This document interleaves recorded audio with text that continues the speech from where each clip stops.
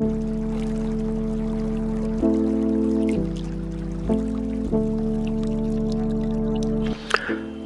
रात के तकरीबन 3 बजे हैं।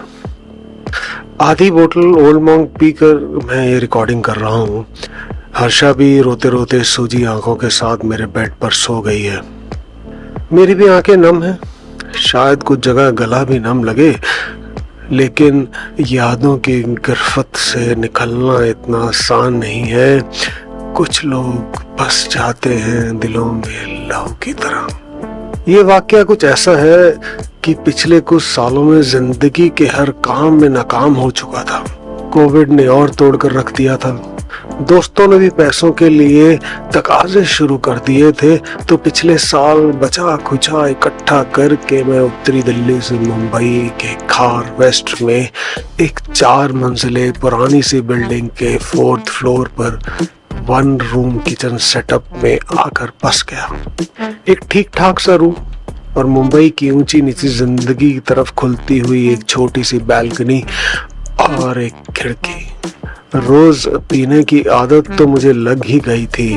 पास में पैसे नहीं थे, लेकिन ऐसे वक्त पर ओल्ड मॉन्क ही सहारा बन गई थी। यूं ही एक सुबह हैंगओवर के साथ तैयार होकर बाहर निकला तो पड़ोस का दरवाजा खुला। एक 55 साल के आसपास की औरत मुस्कुराते हुए बाहर निकली। उनकी उम्र तो मुझे बाद में पता लगी, लेकिन उस समय उनके चेहरे से ग्लो से आप उन्हें 40 के आसपास ही समझेंगे। वो बाहर डस्टबिन रखने के लिए आई थी।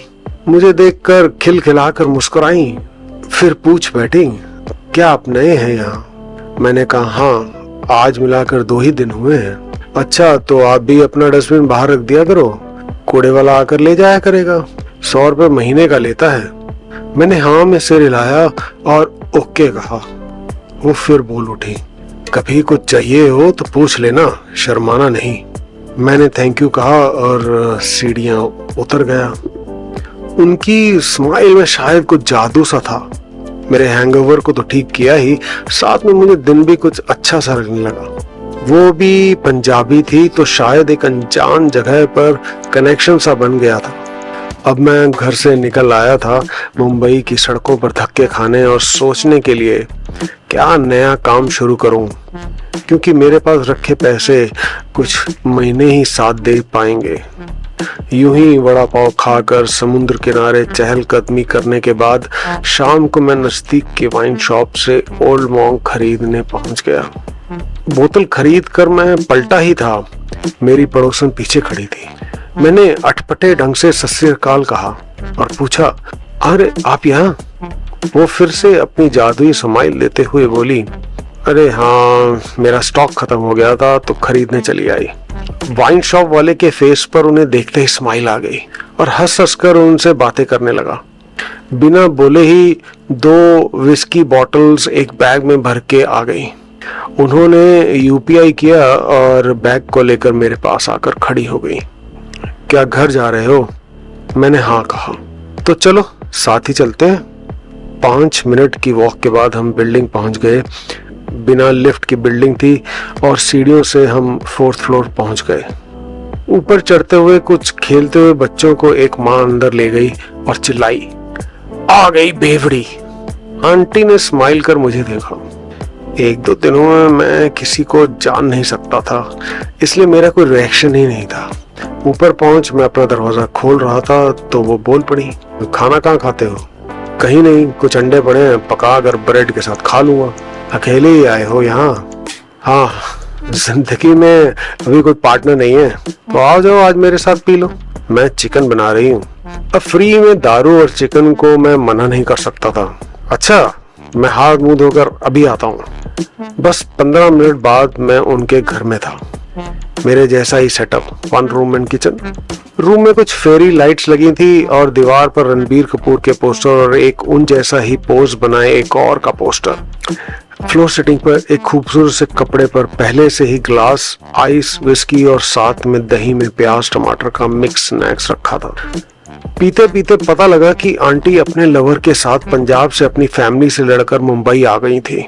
उनके बॉयफ्रेंड, जिन्हें वो जानू बुलाती थी, और वो खुद फिल्मों के दीवाने थे, पर उनकी फैमिली वाले उन्हें भांड बुलाया करते थे। और कभी सपोर्ट नहीं करते थे। फिर क्या था, लड़ झगड़ कर बम्बई आ गए और यहाँ एक्टर बनने की ट्राई करने लगे। उनके जानू यूं ही एक्स्ट्रास में काम करते रहे, कुछ फिल्मों में कैरेक्टर रोल्स भी किए और आंटी ने भी बहुत ट्राई किया, लेकिन कुछ अच्छा काम नहीं मिला। लेकिन पैसों के लिए कुछ बी ग्रेड फिल्म जरूर कर ली। इतना कहने के बाद आंटी ने अपनी हॉट फिल्मों के पिक्चर्स और पोस्टर दिखाए। जवानी में वैसे आंटी किसी दीपिका और प्रियंका से कम नहीं थी। आंटी और उनके जानू ने डिसाइड किया था जिस दिन कोई बड़ी फिल्म करेंगे वो शादी कर लेंगे, लेकिन ये हो ना सका। फिर कुछ टाइम बाद उनकी पंजाब की फैमिली में कुछ डिस्प्यूट हुआ तो आंटी के डैड ने कोई 30 लाख रुपए आंटी को दे दिए। उस पैसे से 15 साल पहले एक फ्लैट ले लिया और बाकी के बैंक में रख दिए। कोविड में उनके जानू नहीं रहे, लेकिन अपनी मुस्कान छोड़ गए। जिंदगी में मेरा कभी कोई सीरियस रिलेशन नहीं रहा, तो दोनों की कहानी सुनकर मैं कुछ रिलेट नहीं कर पाया। शायद अकेले रहने की और कैजुअल सेक्स की आदत लग गई थी मुझे। अब सुख दुख में लोग कैसे प्यार से रहते हैं, पैसे हो या ना हो, लोग गालियां दे तो क्या, जिंदगी एक दूसरे के सहारे चलती रहती है। आंटी की ये सब बातें अच्छी तो लग रही थी, पता नहीं क्यों मेरा अकेलापन मुझे एकदम से खलने भी लगा।